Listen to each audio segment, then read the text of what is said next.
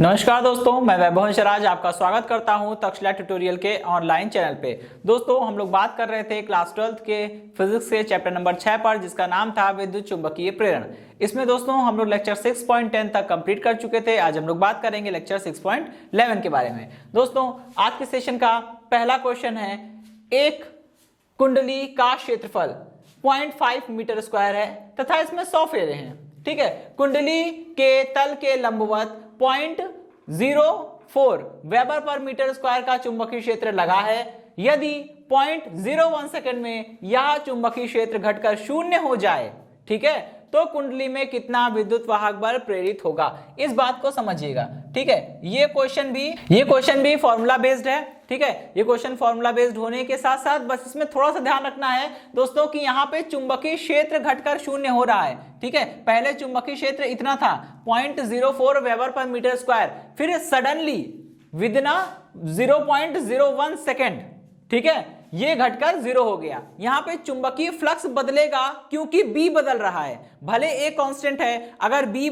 Change हो रहा है तो भी तो फाई चेंज होगा, क्योंकि फाई बराबर B into A into cos theta होता है। अगर B चेंज होगा तो भी फाई चेंज होगा, अगर A चेंज होगा तो भी फाई चेंज होगा, और अगर थीटा चेंज होता है तो भी फाई चेंज होगा। ठीक है, तो इस चीज का ध्यान रखिएगा। सबसे पहले फैराडे के विद्युत चुंबकीय प्रेरण के द्वितीय नियम से, द्वितीय नियम में क्या बोला गया था, E इज इक्वल टू कितना होता है, d phi by d t. ये बात तो आप लोग, ठीक है, d phi by d t, ये बात तो आप लोग समझते ही होंगे। ठीक है, अब यहां पे हम लोग लिख देंगे, मेंशन कर देंगे कि केवल परिमाण लेने पर। ठीक है, तो E इज इक्वल टू ये हो गया d by d t of phi की जगह हम लोग क्या लिखेंगे, बी ए। ठीक है, क्योंकि फाई बराबर कितना होता है दोस्तों, फाई बराबर होता है बी ए, बी इंटू ए। चलिए, अब इसकी वैल्यू रख दीजिए यहाँ पे, ये हो गया A, ये हो गया d B by d t. ठीक है, ये हो गई E की वैल्यू। ठीक, अच्छा, अब इसमें देखिए सब कुछ तो दिया हुआ है, बस यहाँ पे A की वैल्यू दी है और आपको dt की वैल्यू दी है, और फ्लक्स में चेंज, चुंबकीय क्षेत्र में जो परिवर्तन हो रहा है वो भी दिया है। पहले कुंडली जो है वो चुंबकीय क्षेत्र में रखी थी, उसकी वैल्यू दी है, बाद में वो सडनली घट के 0 हो गया। ठीक है, तो इसको हम लोग क्या करेंगे, यहाँ पे थोड़ा सा मैं इसको और एक स्टेप लिखूंगा, और इसमें एक और चीज है। देखिए, यहाँ पे कुंडली में फेरों की संख्या दी है। अगर कुंडली में 1 फेरे हो तब तो ये फॉर्मूला होता है, लेकिन दोस्तों अगर कुंडली में n फेरे हो तो आगे मल्टीप्लाई में n हो जाता है, तो यहाँ भी मल्टीप्लाई में n हो जाएगा, और सिमिलरली यहाँ भी मल्टीप्लाई में n हो जाएगा। ये हो गया n इंटू ए, और डी फाई को मैं लिख सकता हूं, डी फाई का डी बी का मतलब होता है change in magnetic field, that is B2 minus B1। ठीक है, B2 क्या है, अंतिम चुंबकीय क्षेत्र, B1 क्या है, प्रारंभिक चुंबकीय क्षेत्र। दोनों के बीच का अंतर ही तो निकालना है। ठीक है, तो ये हो गया, हम लोग लिख सकते हैं B2 माइनस B1 ऑन में dt। ठीक, अब सारी वैल्यू रख के केवल कैलकुलेशन बची है बस। ठीक, चलिए तो कैलकुलेशन स्टार्ट करता हूं मैं। यहां पे E इज इक्वल टू, देखिए n कितना है 100, तो 100 हो गया। ठीक है, A कितना है 0.5, तो ये हो गया 0.5 multiplied by B2 minus B1। B2 ये है तो कितना हो जाएगा, 0.04 में से 0 घटाएंगे, 0.04 में से 0 माइनस करिए, 0.04 आएगा। ठीक है, डिवाइडेड बाय 0.01 सेकेंड। ठीक है, इसको सॉल्व कर लीजिए, यहां से 4 आएगा और ये 50 हो जाएगा, 50 इंटू 4 कितना हो जाएगा, 200। तो जवाब कितना हो जाएगा, इसका आंसर आ जाएगा 200, और MKS यूनिट रखेंगे तो ये हो जाएगा वोल्ट्स, 200 वोल्ट्स इसका जवाब हो जाएगा। ठीक है, बिल्कुल ही फॉर्मूला बेस्ड और बहुत ही इजी क्वेश्चन थे। ठीक है, तो ये क्वेश्चन खत्म हुआ। अब हम लोग बढ़ेंगे अपने अगले क्वेश्चन की ओर। देखिए, क्वेश्चन नंबर 7 में क्या बोल रहे हैं, 50 फेरों वाली एक कुंडली जिसका क्षेत्रफल 3 सेंटीमीटर स्क्वायर है। ठीक है, 2 वेबर पर मीटर स्क्वायर के एक चुंबकीय क्षेत्र में क्षेत्र के लंबवत रखी है। ठीक, यदि कुंडली को क्षेत्र से 10 की पावर -2 सेकंड में हटा लिया जाए, क्षेत्र में रखी थी उसको अचानक से हमने बाहर खींच लिया, और ऐसा करने में हमने केवल 10 की पावर -2 सेकंड यानी 0.01 सेकंड हमने लिए। ठीक है, कुंडली में प्रेरित विद्युत वाहक बल का मान क्या होगा। भाई, अगर कोई कुंडली पहले चुंबकीय क्षेत्र में रखी थी तो उससे फ्लक्स गुजर रहा होगा, आपने अचानक से कुंडली को बाहर निकाल लिया। जब कुंडली को चुंबकीय क्षेत्र से बाहर निकाल लिया है तो अब तो B 0 हो गया, तो फ्लक्स भी जीरो हो जाएगा। अब सोचिए, फ्लक्स पहले कुंडली से फ्लक्स गुजर रहा था, कोई ना कोई फ्लक्स की कोई ना कोई वैल्यू थी, लेकिन अचानक से वो सडनली जीरो हो गया। इसका मतलब क्या हुआ कि वो फ्लक्स में चेंज हो रहा है, और जब भी फ्लक्स में चेंज होगा क्या होगा, वहां पे एक विद्युत वाहक बल जनरेट होगा, एक विद्युत वाहक बल उत्पन्न होगा। उसी का मान आपको निकालना है। ठीक, फिर बोल रहे हैं यदि कुंडली का प्रतिरोध 30 ओम हो तो उसमें कुल कितना आवेश प्रवाहित होगा। ठीक है भाई, आपको इतना काम करना है। चलिए, सबसे पहले तो यहां पे हमें फैराडे के विद्युत चुंबकीय प्रेरण का नियम लगाना पड़ेगा। E इज इक्वल टू कितना होगा, d∅dt होता है। लेकिन दोस्तों यहां पे अगर कुंडली में n फेरे होंगे तो यहां पे मल्टीप्लाई में n आ जाएगा। ठीक है, केवल परिमाण लेने पर। चलिए, अब E इज इक्वल टू कितना हो जाएगा, अब यहाँ पे n d/dt, और आपको पता है दोस्तों कि हम लोग फाई को लिखते हैं, phi is equal to b into a होता है। ठीक है, तो यहाँ पे हम फाई की जगह क्या लिखेंगे, b इंटू ए। यहाँ पे देखिए दोस्तों, कुंडली जो है वो क्षेत्र के लंबवत रखी थी। जब कुंडली क्षेत्र के लंबवत रखी होती है मतलब कुंडली का तल क्षेत्र के लंबवत है। और मैंने अभी बताया था अगर कुंडली का तल क्षेत्र के लंबवत है तो उसका क्षेत्रफल सदिश उसके साथ हमेशा जीरो का एंगल बनाएगा। तो यहाँ पे अगर मैं कॉस थीटा में cos 0 भी पुट करूंगा तो लौट के कितना आएगा, BA ही तो आ जाएगा ना, तो कोई दिक्कत तो है नहीं। ठीक है, इसलिए मैंने डायरेक्ट वो यूज कर दिया। चलिए, अब इसमें दोस्तों A क्या होता है, कुंडली का क्षेत्रफल। कुंडली को चुंबकीय क्षेत्र से बाहर केवल खींचा गया है, उसमें कुंडली का क्षेत्रफल तो परिवर्तित होगा नहीं, वो तो कांस्टेंट है, वो बाहर आ जाएगा। N इंटू ए, अंदर क्या बचेगा, dB/dt।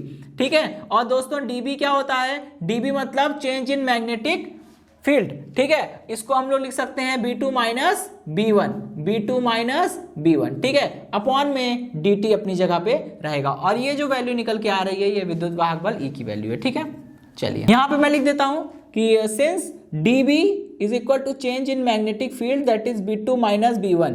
ठीक है, अब कैलकुलेशन बची है वो मैं इधर करता हूं। देखिए, E इज इक्वल टू ये नंबर ऑफ टर्न कितने हैं, 50 फेरे हैं, तो ये 50 हो गया, मल्टीप्लाइड बाई ए कितना है, ये है 3 सेंटीमीटर स्क्वायर को मीटर स्क्वायर में परिवर्तित करिए, 3 × 10⁻⁴। ठीक है, ये हो गया। अब क्या करना है, यहाँ पे B2 माइनस B1, पहले क्षेत्र कितना था, पहले क्षेत्र इतना था, अब जब कुंडली को आपने बाहर निकाल लिया तब क्षेत्र कितना हो गया, 0 हो गया है। B2 माइनस B1 करेंगे, 2 में से 0 को माइनस करेंगे 2 आएगा। ठीक है, अपॉन में दोस्तों डेल्टा टी dt मतलब चेंज इन टाइम, कितने समय में ये काम हो रहा है, 10⁻⁻² सेकंड में काम हो रहा है। इसको कैलकुलेट कर लीजिए, कितना हो जाएगा, 5 × 15 और 2 30। ठीक है, ये हो जाएगा 30, और यहां से एक 0 और 10⁻⁻² मिलकर 3 हो जाएगा, और यहां से पावर -4, ये हो जाएगा 10⁻⁻1, यानी E इज इक्वल टू कितना हो जाएगा, 3 वोल्ट। ठीक है, 3 वोल्ट, ये आ गया इसका जवाब।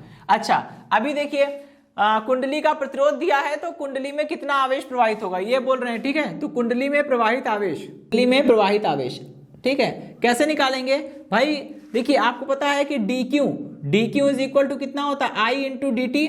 ठीक है, अब I कैसे मिलेगा, I मिलेगा आपको E अपॉन में R करने पर। ठीक है, इंटू में dt। ठीक, चलिए, अब dt क्या है, dt वो समय अंतराल होता है दोस्तों।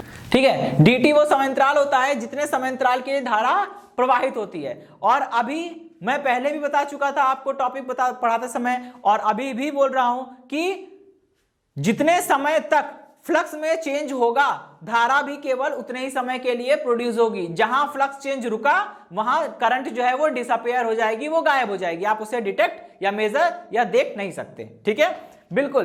तो जब हमने 10⁻⁻² सेकंड में उसको बाहर निकाला तो केवल 10⁻⁻² सेकंड के लिए ही उसमें धारा प्रवाहित होगी। ठीक है, तो यहां पे dt की जगह पे हमको वही पुट करना है। ठीक, आइए कितना हो जाएगा, dq is equal to E की वैल्यू कितनी है, E की वैल्यू है 3 अपॉन में R की वैल्यू कितनी है 30, और dt कितने समय में काम हो रहा है, 10⁻⁻² सेकंड में। ठीक है, तो कितना हो जाएगा, ये हो जाएगा 10⁻⁻3। ठीक, dq इज इक्वल टू 10⁻⁻3, और ये मात्रक क्या होगा, कूलाम। आप इसको थोड़ा सा एक्सपेंड करके ऐसे लिख सकते हैं कि 0.001 कूलाम।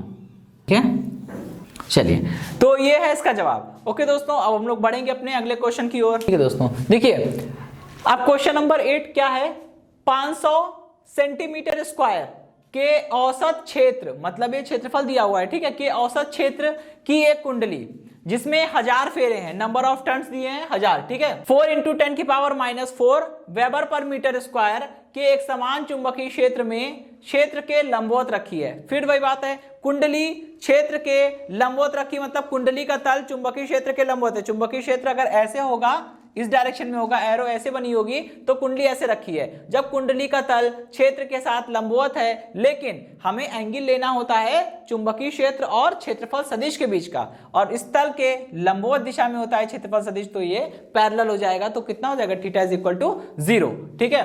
तो यहाँ पे वो चीज हो जाएगी, ठीक, लंबवत रखा है। यदि कुंडली को 0.1 सेकंड में, यदि कुंडली को 0.1 सेकंड में 180 डिग्री घुमा दिया जाए, अगर उसे 0.1 सेकंड में 180 एंगल से रोटेट कर दे रहे हैं, तो प्रेरित विद्युत वाहक बल कितना होगा, इस चीज को हमें देखना है, ठीक है। वही फैराडे के विद्युत चुंबकीय प्रेरण का दूसरा नियम लगाएंगे। E इज इक्वल टू कितना होता है, E इज इक्वल टू यहाँ पे N × d∅dt, ठीक है, N × d∅dt, ठीक।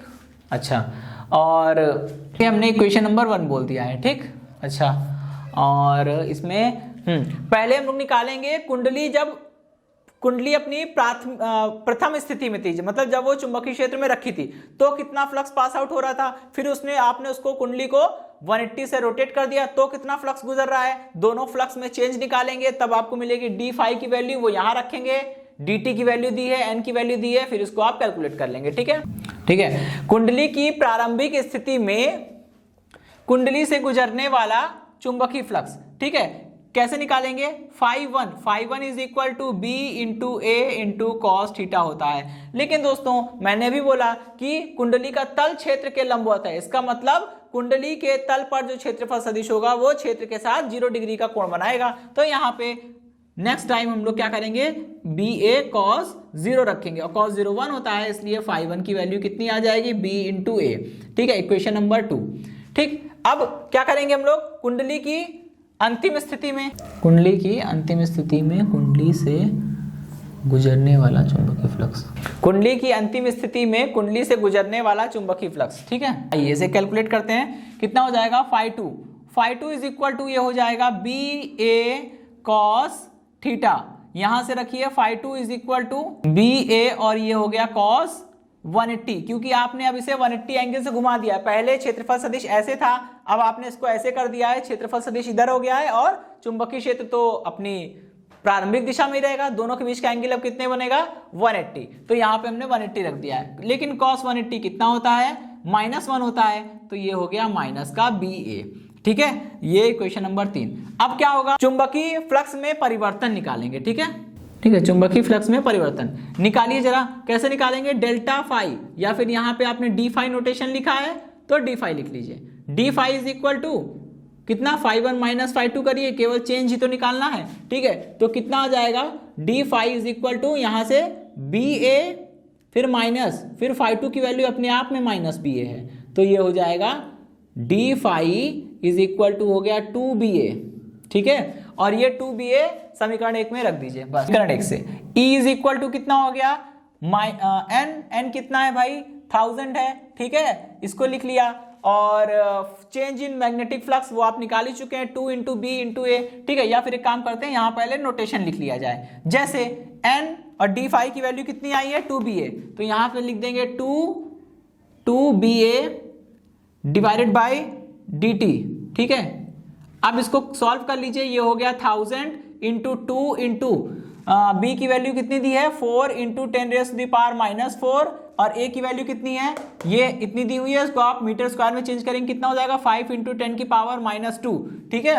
और dt कितना है, 10, ये है 0.1 का मतलब होता है 10⁻⁻1, इसको सॉल्व करेंगे तो कितना आएगा, 5 चौके 20, 20 दूना 40, ठीक है, तो ये हो जाएगा 40, ठीक। यहां से 3 पावर निकलेगी और ये दोनों पावर हो जाएगी -6, और यहाँ 3 पावर, ये हो जाएगी 4, -6 और प्लस का 4 कितना हो जाएगा, 10⁻⁻2, और आप इसे कैलकुलेट कर लेंगे तो ये आ जाएगा 0.4, और मात्रक क्या होगा, वोल्ट, ठीक है, 0.4 वोल्ट, ठीक है। तो ये है आपका जवाब, ठीक, यानी कि प्रेरित विद्युत वाहक बल कितना हो जाएगा 0.4 वोल्ट। ठीक है दोस्तों, ये क्वेश्चन समाप्त हुआ। अब हम लोग बढ़ेंगे अपने नेक्स्ट क्वेश्चन की ओर। दोस्तों देखिए क्वेश्चन नंबर 9 में क्या बोल रहे हैं, तांबे की एक बंद कुंडली जिसका क्षेत्रफल कितना है 1 मीटर क्रॉस 1 मीटर, मतलब 1 मीटर लंबाई 1 मीटर चौड़ाई, कुंडली कैसी होगी वर्गाकार होगी। ठीक है, चलिए, और क्षेत्रफल हम लोग निकाल लेंगे 1 मीटर क्रॉस 1 मीटर मतलब 1 मीटर स्क्वायर। ठीक है, किसी अक्ष के परिता घूमने के लिए स्वतंत्र है। ठीक है भाई, चलिए, कुंडली 0.1 वेबर पर मीटर स्क्वायर के चुंबकीय क्षेत्र में क्षेत्र के लंबवत रखी है। वही बात आ गई, क्षेत्र के लंबवत रखी है। ठीक है, अब कुंडली को 0.01 सेकंड में 180 डिग्री से घुमाया जाता है। आपने जब उसे 180 डिग्री से घुमाएंगे, अपने दिमाग में एक बात बैठा लीजिए, अगर आपने कुंडली को चुंबकीय क्षेत्र के लंबवत रखा है, तो जैसे ही आपने कुंडली को चुंबकीय क्षेत्र के लंबवत रखा है तो थीटा इक्वल 0 हो जाएगा और फ्लक्स कितना गुजरेगा फाई इक्वल बी ए। ठीक है, फिर आपने उसको सडनली 180 एंगल से रोटेट कर दिया है। जैसे ही आप 180 एंगल से रोटेट करेंगे, अब कितना फ्लक्स गुजर रहा है माइनस बी ए।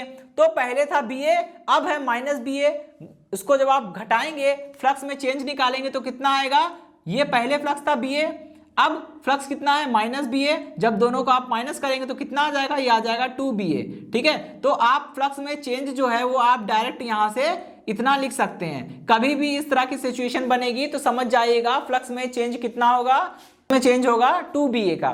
ठीक, वही चीज हम लोग यहाँ पे डायरेक्ट यूज कर लेंगे, जैसे हमने लास्ट वाले क्वेश्चन में करके दिखाया था। यहाँ हम लोग थोड़ा सा अपना समय बचाएंगे। ठीक, अच्छा, तो सबसे पहले कुंडली में प्रेरित विद्युत वाहक बल और धारा निकालनी है। ठीक है, कुंडली का प्रतिरोध दे रखा है। चलिए, सबसे पहले तो फैराडे के विद्युत चुंबकीय प्रेरण का दूसरा नियम लगाएंगे। ठीक है, और इसमें देखिए कुंडली में फेरों की संख्या तो दी नहीं है, इसका मतलब कुंडली में केवल एक सिंगल फेरे हैं। ठीक है, एक सिंगल फेरा है, तो ये हो जाएगा d phi by d t. ठीक है, चलिए, ठीक, अब यहाँ पे E इज इक्वल टू, देखिए डी फाई कितना दिया है 2ba। ठीक है, तो ये हो गया आपका 2ba अपॉन में dt कितना दिया है भाई, आपको dt दिया है 0.01। ठीक है, इसको कैलकुलेट कर लीजिए कितना आ जाएगा। अभी इसको ऐसे रहने देते हैं, अब वैल्यू रखिए। 2b की वैल्यू कितनी है, b की वैल्यू है 0.1 weber per metre square, a की वैल्यू कितनी है 1 × 1 that is 1 metre square, upon में dt कितना है 0.01। इसको आप सॉल्व करेंगे तो कितना आ जाएगा, इसको सॉल्व करेंगे तो हो जाएगा 20। ठीक है, E इज इक्वल टू आ गया 20 और यूनिट क्या होगी वोल्ट्स। ठीक है, 20 वोल्ट्स। ठीक है, चलिए, अब हम यहां से अब धारा निकालेंगे। ठीक है भाई, चलिए, कुंडली में प्रेरित धारा कितनी हो जाएगी, I is equal to E upon में R होता है। ठीक है, ओके, जब I is equal to E upon R होगा तो यहाँ पे वैल्यू पुट करिए, कितना है E की वैल्यू आप निकाल चुके हैं 20 और कुंडली का प्रतिरोध कितना है 2, तो फाइनली कितना आएगा, करंट आ जाएगी 10 एम्पियर। इतना करना था इसमें। ठीक है, ठीक है दोस्तों, ये क्वेश्चन समाप्त हुआ। अब हम लोग बढ़ेंगे अपने अगले क्वेश्चन की ओर। ओके दोस्तों, देखिए क्वेश्चन नंबर 10 में क्या बोल रहे हैं, एक 50 सेंटीमीटर लंबा तार 0.8 newton upon ampere into metre के एक समान चुंबकीय क्षेत्र में अपनी लंबाई तथा चुंबकीय क्षेत्र दोनों के लंबवत चल रहा है। ठीक है, जब वो चुंबकीय क्षेत्र के लंबवत चल रहा है, अपनी लंबाई के लंबवत चल रहा है, तो वो चुंबकीय बल रेखाओं को काटता हुआ गुजरेगा। और आपने पढ़ा है जब भी कोई, ठीक है, यहां पे समझ लीजिएगा ऐसे कि चुंबकीय क्षेत्र मान लीजिए ऐसे लगा हुआ है। ठीक है, चुंबकीय क्षेत्र ऐसे लगा हुआ है, चुंबकीय क्षेत्र जो है वो बाहर से भीतर की ओर है। ठीक, और ये जो छड़ है, ये जो तार है, ठीक है, ये क्या है, इसके लंबवत चल रहा है, अपनी लंबाई के भी लंबवत चल रहा है, लंबाई तो इसकी इस दिशा में है, ये लंबाई के लंबवत चल रहा है और चुंबकीय क्षेत्र के भी लंबवत चल रहा है। तो ये क्या करेगा, चुंबकीय बल रेखाओं को काटता हुआ गुजरेगा। और जब भी कोई